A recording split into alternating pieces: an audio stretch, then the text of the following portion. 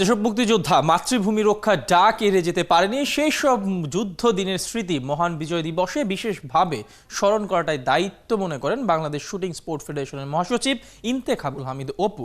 মুক্তিযোদ্ধাদের নিয়ে এই দিনে তাই ছিল বিশেষ আয়োজন। খালিদ জামিলের রিপোর্ট। করে ধরো রাইফেলটা, মাথার পজিশন ঠিক করে তবেই নিশানা করতে হবে স্থির। ঘটনাটা মুক্তিবাহিনীর ট্রেনিং ক্যাম্পের 21 এপ্রিল 1971। তৎকালীন পশ্চিম পাকিস্তানের দক্ষিণ পশ্চিমের জেলা যশোরের এই ক্যাম্পের মতোই আরও অনেক গল্প আছে, যেগুলোর বেশিরভাগই এই অ্যাসোসিয়েটেড প্রেস কিংবা অন্য কোনো বার্তা সংস্থার ক্যামেরায় ধরা পড়েনি।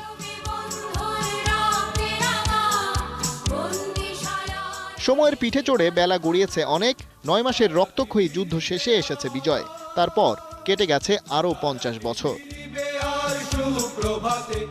অর্ধশত বছর পেরিয়ে নিজেদের সেই তারুণ্যে ঠাসা দিনগুলোয় পাওয়া রাইফেল ট্রেনিংয়ের স্মৃতি আরও একবার রোমন্থন করলেন কজন বীর মুক্তিযোদ্ধা। একসময় যারা ছিলেন সহযোদ্ধা, তাদের সাথে বাংলাদেশ শুটিং স্পোর্ট ফেডারেশনের রেঞ্জে একটা প্রতিযোগিতাই হয়ে গেল। তাদের নিশানাবাজিতেই পরিষ্কার, বিজয়ের পর অস্ত্র জমা দিয়েছেন। ট্রেনিংটা তাজা আছে 50 বছর পরে এসেও। 71-এ আমাদের কাজটা আমরা করেছি, তোমাদের জন্য পতাকা এনে দিয়েছি। মুক্তিযুদ্ধের চেতনাটাকে ধারণ করে আপনারা শুটিং করেন, ইনশাল্লাহ আপনারা অলিম্পিকে বাংলাদেশের জন্য গোল্ড মেডেল নিয়ে আসবেন। যুদ্ধ দিনের স্মৃতি পোহানোর এই যে উপলক্ষ, তার পেছনের কারিগর শুটিং স্পোর্ট ফেডারেশনের মহাসচিব ইন্তেখাবুল হামিদ। শুটিংকে ঘিরেই যার স্বপ্ন আকাশ ছোঁয়ার, চাওয়া একটাই, দুর্বল অস্ত্র আর আকাশ সমান মনোবল নিয়ে বীর মুক্তিযোদ্ধারা আমাদের যে পতাকা এনে দিয়েছেন, সেটা যেন সারা বিশ্বে বাংলার শুটাররা ওড়াতে পারেন সদর্পে। দেশকে সারা বিশ্বের সামনে স্বমহিমায় তুলে ধরতে ইন্তেখাবুল হামিদের এই যে অক্লান্ত প্রয়াস, সেই আগ্রহ আর উদ্দীপনা তো পেয়েছেন আপন ঘর থেকেই।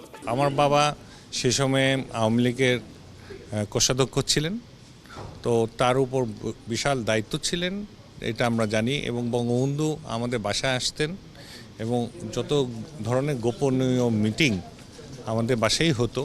বাবা 2 জন মুক্তিযোদ্ধা পাঠিয়েছিলেন যারা আমাদেরকে গাইড করে নিয়ে যাবে, আমাদের ফ্যামিলি এবং তাজউদ্দিন সাহেবের ফ্যামিলি।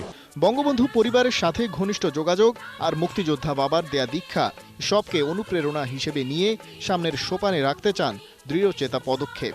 বঙ্গবন্ধু একজন ছিলেন যে দেশ স্বাধীন করে দিয়ে গেছেন, এবং আমি মনে করি আমাদের জননেত্রী শেখ হাসিনাও একজন লিডার যে দেশকে এগিয়ে নিয়ে যাচ্ছে।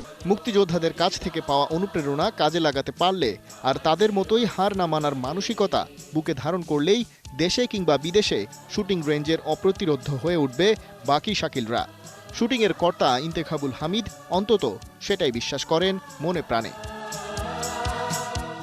খালিদ জামিল, 71।